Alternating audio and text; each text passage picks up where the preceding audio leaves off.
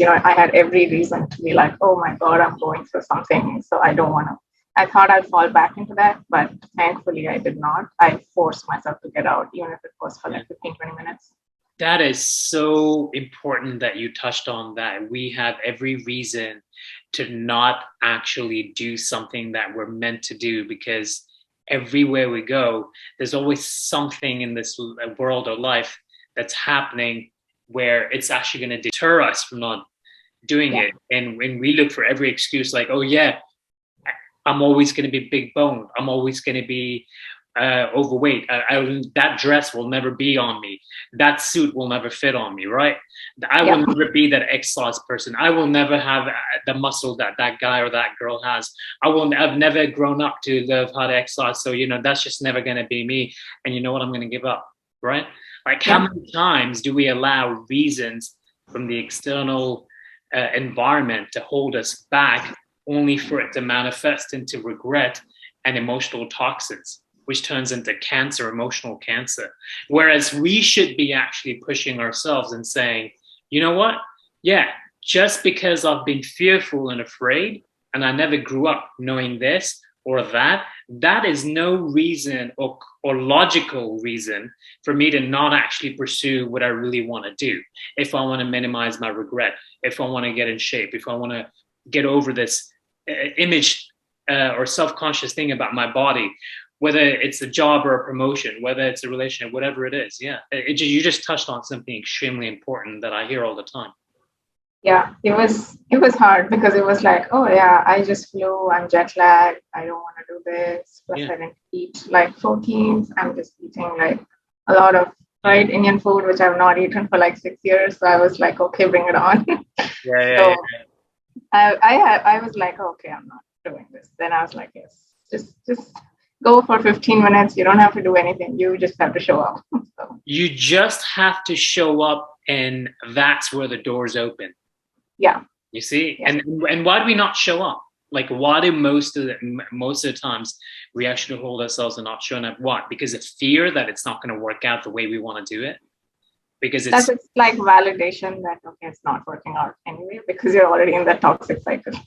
yeah, you're validating that my negative belief system or me holding myself back is valid.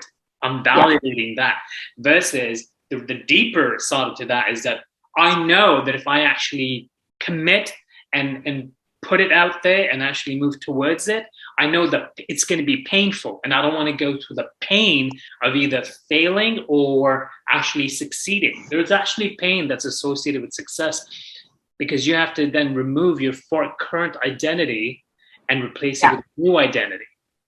And what do we want to do psychologically? No, I'm never going to be that person. That dress is never for me.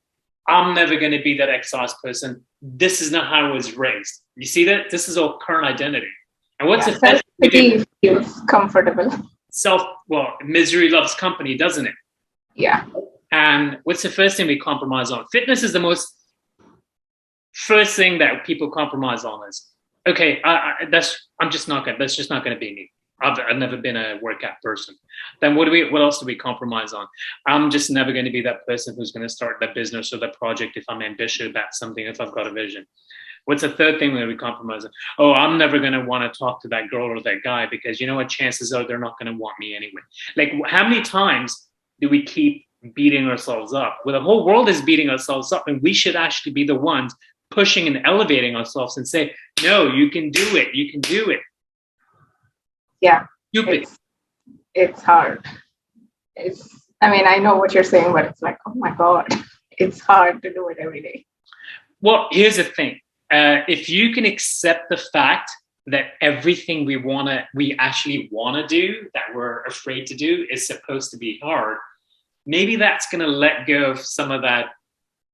Oh, okay, well, it's going to be hard anyway, so I guess I might as well get down on the floor and do my 20 push-ups. It's Well, that that's a accept, good strategy. Yeah, I think I should use that on me. it's that acceptance that's going to liberate you from fear of actually going after what you want. Let's give you another analogy. I was talking to another student of mine. Well, it is possible that that girl or boy might not be available. I might as well talk to them. They might say no to me. A no is a possibility. Or it is possible that I might fail in that business, that project. But if it's possible and I'm going to fail, let me put $5,000 in that project anyway because I can afford to lose it. Or I can just try it anyway. And if I fail, I fail. I always can rely on my job. You know, I've already got that career. I already have that degree that I paid for.